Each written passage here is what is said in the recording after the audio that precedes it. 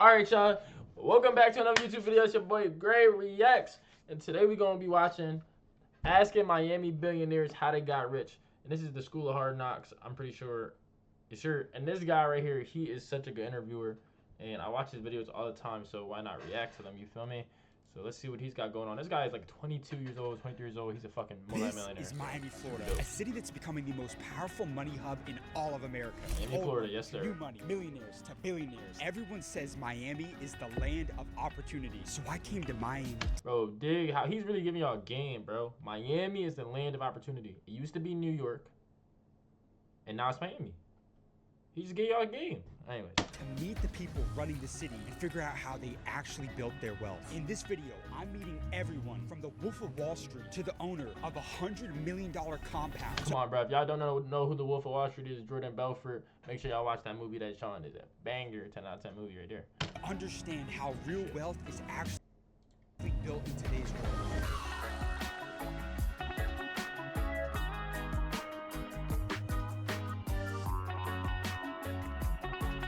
And just think about this, guys.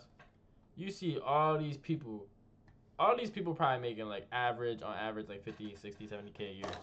And he's about to go interview people that make $millions a year. Like it's just a whole nother level. Sir, how did you get rich? How did you get rich? Hey, look at the people he's going up to, bro. You know he rich. Sir. You know he rich. You know he rich. How did you get rich? I'm giving 15 to $20 million. How did you get rich? I grew some of the 20 million followers. I'm not rich. Oh, he's not even rich. Sir, oh shit. I had a question for you. Yeah? How did you get rich? What's that? Hey, no, real quick, sir. Damn, this guy dressed worse than the last guy, and it looked like it seemed like he better be more rich. 20 million. Excuse me, sir. How old were you when you became a millionaire? What makes you think I'm a millionaire? Man, I've been interviewed over 40 billion in the last 4 years. I grew to another 21 million followers. Let me help put in if they want to know how you became a millionaire. I'm not a millionaire. It's a billionaire.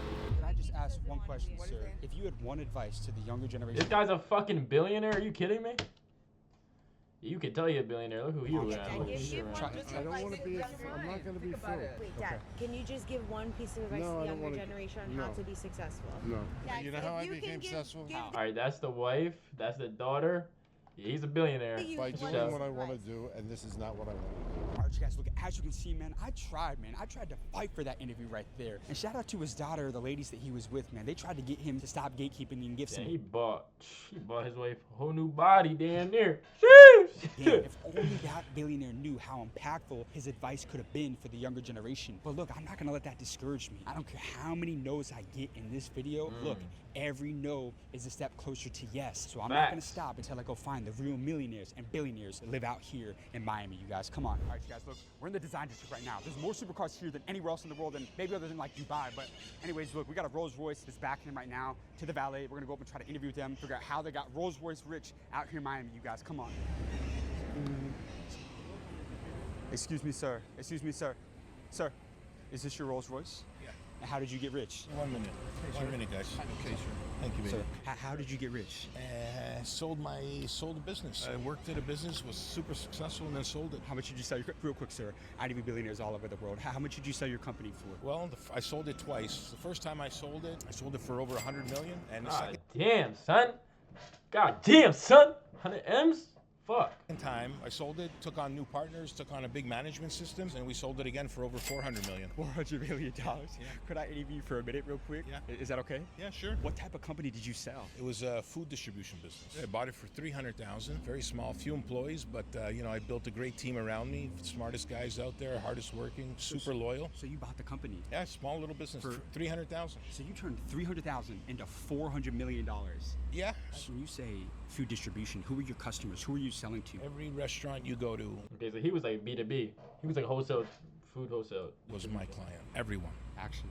Everyone. There's not a restaurant that we didn't serve. How in the world did you get access to these types of clients paying you millions of dollars? Having the right products, having the best buying team, the best procurement team available, and also having great sales side. We had a wonderful sales force out there on the street and hitting all the restaurants. Had a great product, competitive pricing, great service. Service is a big factor in our business. And then to make a long story short, it all worked out wonderfully. You're part of the top 1%. I'm going to challenge you right now. Where do the richest people in the world put their money? If you have real estate, you can never really go broke. Actually, It's a sleeper. I bought a piece of real estate for $5 million back in 2013. Very little cash. I'm going to say 15%, so maybe $700,000-800,000. And that building today is probably worth $25-30 million. are you serious? Yeah, cost base on that is very low. How much real estate do you own today? Over 100. $100 million? Yeah. Not 100,000. Not 100,000. $100 million, Yeah. man. But you can't pull the cash out of the real estate unless you sell it, though. No, you can refinance it, and that's tax-free. So break down, what do you mean by refinance? If you and I bought this building across the street for $2 million, and it appreciated over a period of the next 5-6 years to $8 million, and there was a $6 million equity piece in here, and assuming the $2 million was all debt, you would be able to leverage that building and take out the money tax-free. They got a couple $1 million. Yeah, you take out a lot more than that. Hey, and then go buy some more real estate. Well, that's exactly the play. That's the real estate game. You've sold companies. Okay, so I think basically what he just said is you can put the building in your assets and then borrow against it, and then buy more real estate and then do the same thing. But I'm trying. For hundreds of millions of dollars. You got to know a thing or two about negotiation. What's your best negotiation advice right here? The most important thing about negotiation, the deal has to work for both of you. If it works for just yourself, it won't. Well, he be staring at them so fucking intensely. He be with the fucking microphone like this, like one of these. He's like, yeah, how you fucking get rich? Like, damn, shut. Last, if it works for them only, you're wasting your own time. So it's got to be win-win business. It's got to be win-win, always win-win. When people try to sell a company, like Yeah. you did for hundreds of millions of dollars, what's the number one mistake they make? They didn't structure it correctly. They didn't create enough of a platform where they've implemented the right process and procedures for them to obtain the highest valuation possible. How important was the entity structure? When you started your companies, did you have an LLC? Like, did you structure your Oh company? yeah, absolutely. How important was that? It's very important, but that's like getting dressed in the morning. That has to be done. What company did you go to start your LLC and S Corp? You can basically do that online yourself. I had good accountants to do it for me, but you can do that yourself. I had a billionaire tell me one time that the reason why people fail in business is because they don't set themselves up for success from the beginning. They don't have the foundation there. Correct. So there's a company that I've used for all of my companies to start my businesses, Yeah. all my LLCs. Yeah. It's called Busy, and it enables you to set your business up to turn the idea into a business in just 10 minutes. Sure. It doesn't take months. It doesn't take days like everybody thinks No. it does. It takes hours, yeah. It takes possibly 10 minutes, yeah. So that next company that you start, we're gonna have you go through Busy. Absolutely. Let's do it. I'll be setting up a new LLC shortly. You bought a company for $300,000, turned it into $400 million. Do you think somebody should start or buy a business in today's world? Start. Start. Why? Because I'm you bought a business, man. And you flipped Yeah. it. I didn't buy income. I bought access to the industry. I bought access to key employees. That's game right there. Yeah. That's game. You buy businesses when you need access. You build businesses when you have the tools. You got amazing advice, my friend. All right, my man. Thank Listen. you so much for your time. Hey, I connect with all the billionaires I interview. Could I get your contact? Absolutely. Is that cool? Absolutely. Guys, we just interviewed an entrepreneur. That who was sold his fucking tough, company dude. for $400 million. Man, Miami is crazy, you guys. That's why we're out here. And what did he say? Even after that 9-figure exit, he's already getting ready to start that next LLC. And that's what the most successful entrepreneurs understand. By starting that LLC, every idea they have can My become bad, a Joe. I'm real trying to see business my Uber fast. Eats get And I here, told him bro. the same thing that I tell everyone. Look, I've observed the most successful entrepreneurs. They should've they said it all was use gonna come business to here start their companies. Because here's the at truth. 8:30. People think setting up a business is this Or 8:25. This shit 8:31. 6 months, requires lawyers and tons of paperwork that you don't want to touch. But it doesn't. With Busy, you don't need a lawyer to start your business at all because they handle the filings for you. They handle all the paperwork. They handle the compliance. Oh shit, this is an ad, bro. Our My next bad, video, Joe. that being the first billionaire that I've ever interviewed. Guys, right now, I'm on the way to go meet and interview my 41st billionaire that I've ever interviewed 41st? since I started the School Holy of Hard shit. Knocks. And it's my first ever Cuban billionaire that I'm going to be featuring on this channel. This is a guy that built his wealth, building one of the biggest law firms in America, in technology, in healthcare, and a whole bunch of different industries. And I'm not just going to be interviewing him anywhere. I'm going to be interviewing him at his, I don't even want to call it an estate, but a compound. A $175 million house that he owns is where we're headed right now to go interview the man John Ruiz, the 41st billionaire in Hard Knocks John history. Ruiz. Let's go. All right. Let's do some research on bro. John Ruiz. All right, let's see real quick, brother.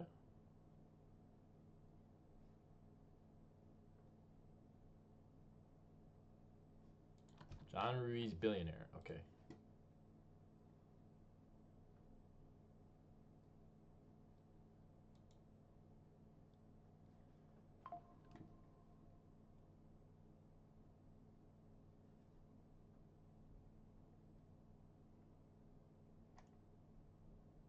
Healthcare services. Interesting. Interesting. Interesting. Isn't that who Luigi Mariano got after? Anyways. We'll see what he has to say. How you doing, sir?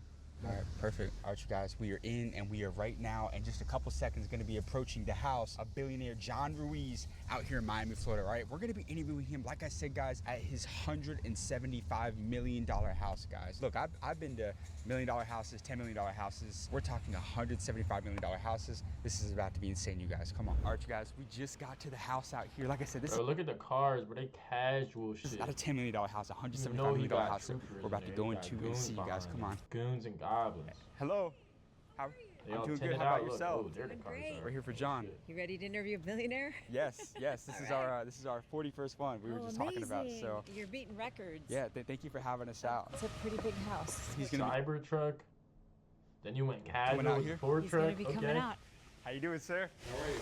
Good, man. It's great to meet you, John. Pleasure to meet you. Thank you for having us out, man. Welcome, welcome. We were letting them know, man. You know that you were the 41st billionaire that I've interviewed on this channel. Is it? Okay. Well, Yes, sir. I'm happy you're What the fuck did he just say? I really, You right? know that you were the 41st billionaire that I've interviewed on this channel. Is it? Okay. Well, Yes, sir. I'm happy you're a young guy and doing what you're doing. Thank It's you, great, sir. great work. Can we check out the spot? Absolutely. So how long has this been home for? I've been here about 6 years. 6 years. I bought it and then I've done a lot of improvements to it. For sure. First of So- all, growing up, did you have any idea? I mean, I've never seen a walkway like this in my entire life. Did you have any idea growing up that this was going to be possible? man? No, you don't think about it, but you know, this country's amazing. You know, my dad was homeless. Came from Cuba with 5 kids, and I was the first one to ever go to college and much less higher education. So I went to law school. So you didn't come from money. No, I came from nothing. Literally started with a $800 credit card debt that my dad had given me with a Discover credit card, and that's how I started back then. Got out of law school, went straight to open up my own firm, and I didn't have money to pay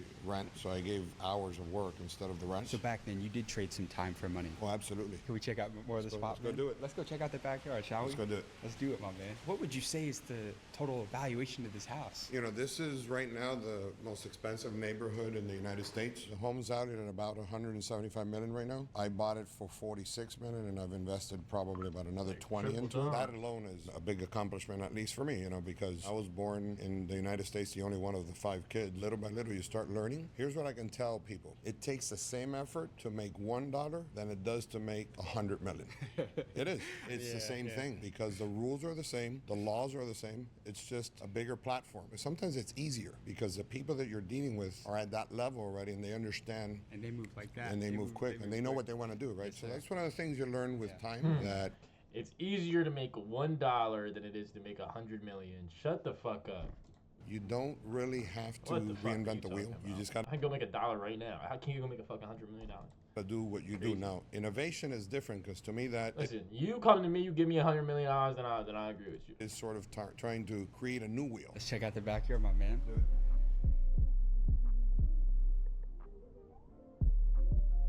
That just pissed me off so bad. What the fuck do you mean it's easier to make $100 million than it is to make $1? Why don't you just go make $1 billion? Why don't you just go make $10 billion? Like, what the fuck? John, I got one last rule for all my interviews. There's no holding back. We're going to give the younger generation the blueprint on how to become not a millionaire, but a billionaire in today's world. Can we make that? All right, this blueprint better be top tier game because everything else he said so far is Absolutely. bullshit. Let's do it. Do you think everybody's built for entrepreneurship? No, it takes a lot of dedication, hard work, and a lot of sacrifice. Did you sacrifice a lot? I still do. You still do. I still do. How old are you? 59. Do you sleep a lot? No, I sleep 3.5, 4 hours a night at most. You're not. Are you serious? I'm serious. I really sleep 2 hours solid. 2 solid hours. You can function, right? And I can function right. Man, I don't drink, I don't do drugs, I don't do anything that's toxic to my body. I try to work out, train, I eat well. One of the most important things that people need to understand is you have to be available. If you're not an available person, that people call you and you don't respond and it's not gonna work. I always respond to everybody. You text message me, I'm responding to you. The emails are a little different because there's so many of them. I get over 1,000 something emails a day.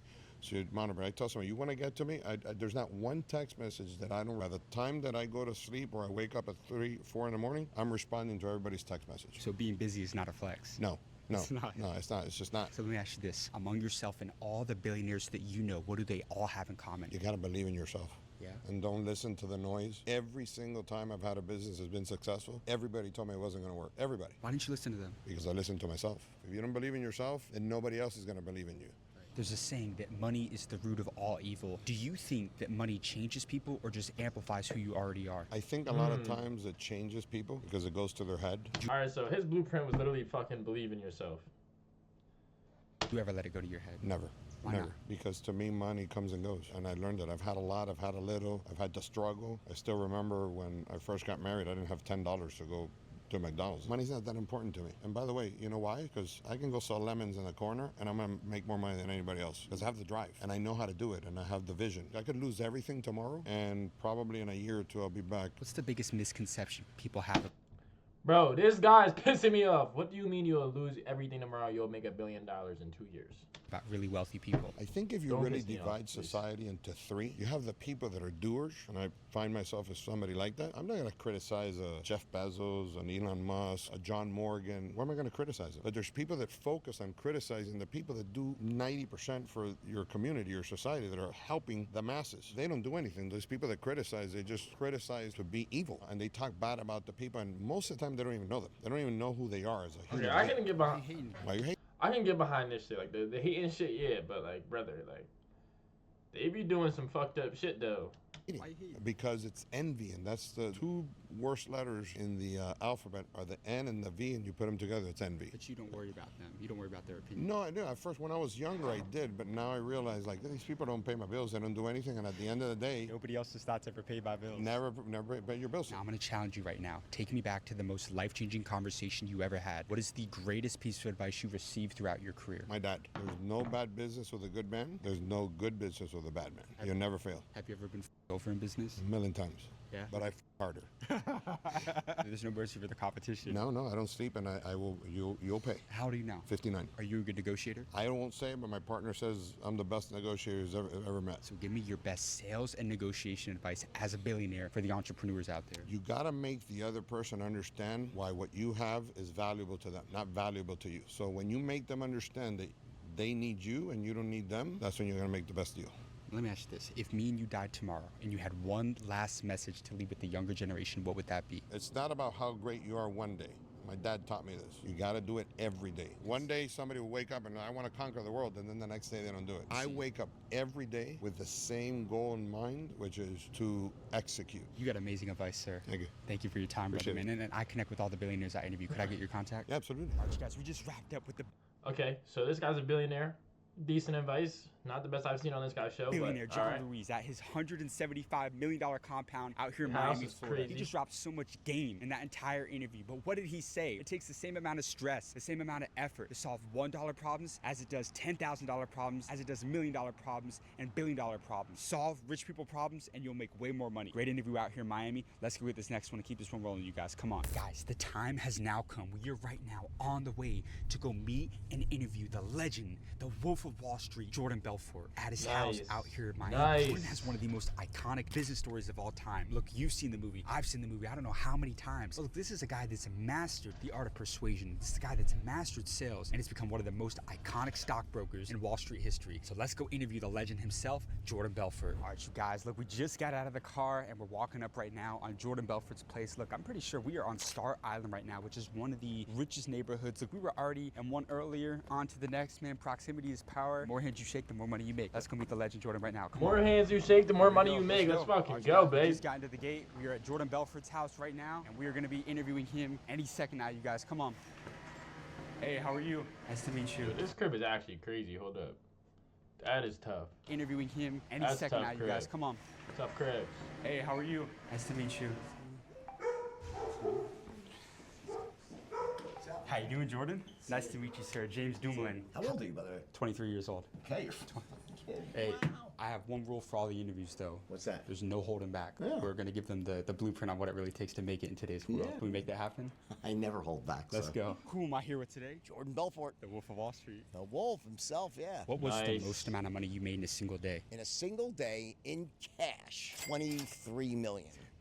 It's That's like fucking 4 insane. Imagine making 23 million in one day. minutes. What happened that day? Stop. 4 minutes. Fuck is he talking about? What type of trade was he doing? It's trading. I did an IPO. Yeah, I started a brokerage firm when I was very young and made ton of money, and you know, the story's pretty public. You're very renowned for your sales prowess. Right. You mastered the art of persuasion, but you are an excellent recruiter. What did you learn about recruiting that you give to an entrepreneur building a company in today's world? One of the mistakes people make, they say, well, I'm an entrepreneur, I'm not a salesperson, but every entrepreneur needs to be a salesperson. Bottom line, right? It's not just selling a product, you're selling a vision for the future. You want to have great employees, you want to have great people that buy into your vision, right? Well, you have to communicate that vision to them in a way that connects them emotionally, moves them, makes them want to take action. Without that, very difficult. You're going to be then just recruiting strictly for money and try to overpay people. They're not really committed emotionally. They don't believe in what you're doing. When someone truly believes in accomplishing a mission and a vision, they will break through walls, work twice as hard. But if you can communicate that to people in a way that moves them, well, then guess what? The vision's a 10,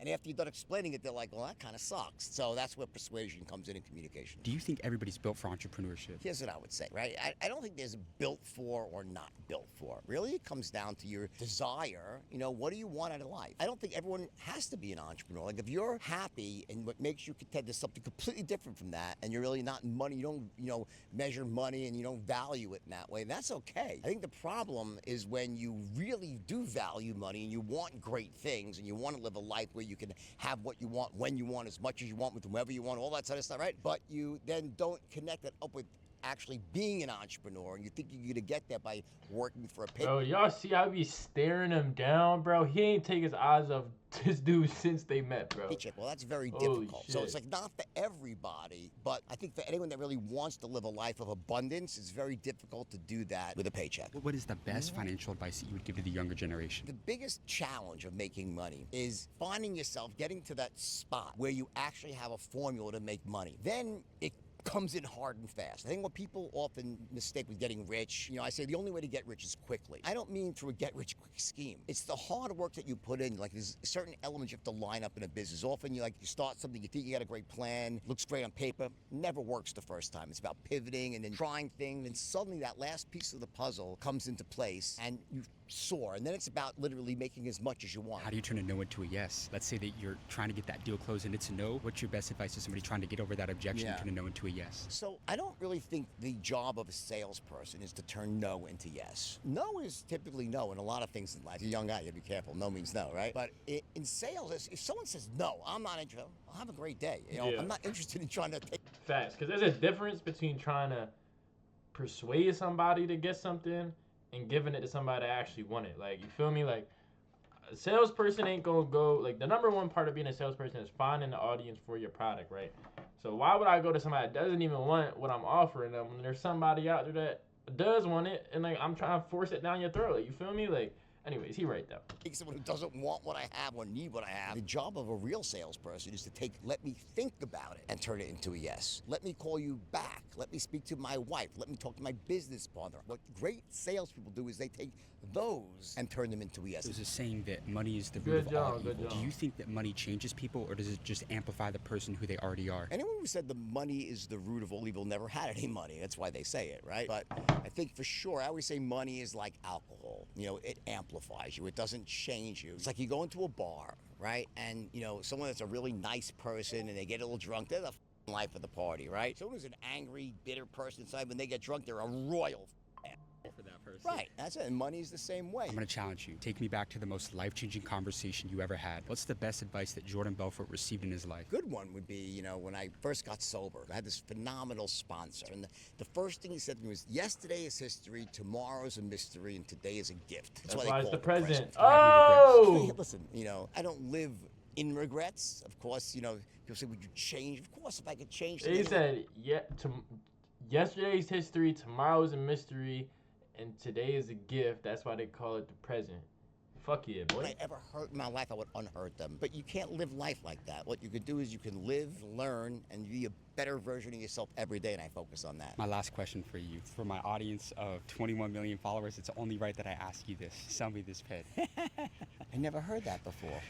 This is a great one. So sell me this pen. What it really is, it's a test for salespeople, right? What typically salespeople will do that don't know how to sell is they'll just start selling you a pen. Oh my God, look at this pen, this black pen. This is the best pen out there, never runs out of ink. I mean, this is an unbelievable pen. What the Right, it's a pen, right? The question, though, is, how could I sell you a pen if I first don't know what you want? So the first thing I would do, I would reverse it. So tell me how long you've been in the market for a pen. Like, are you even looking for a pen? I don't waste my time trying to sell things to people that don't need them or want them. Hey, Nice. you have amazing advice, sir. Thank you for your time. And I connect with all the millionaires and billionaires I interview. Could I get your contact? Yeah, sure. Guys, that's a wrap on today's video. We just interviewed the legend, the Wolf of Wall Street, Jordan Belfort, out here in Miami. But I need you to stop right now. Like and subscribe.